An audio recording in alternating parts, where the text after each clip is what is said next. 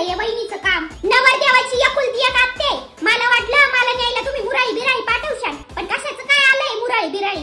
खरं तरी ना मी लग्नालाच येणार नव्हते, पण परत म्हटलं समाज काय म्हणेल की नवरदेवाची सख्खी आत्याच लग्नाला नाहीये, म्हणून आले कशी तरी लोकांच्या लाज काज लग्नाला. बघू रे सोन्या, कशा छापल्या तुझ्या लग्नाच्या पत्रिका? अशा छापल्या वय? चांगले. अरे देवा, या असलं काय पोरीचं आडनाव आहे?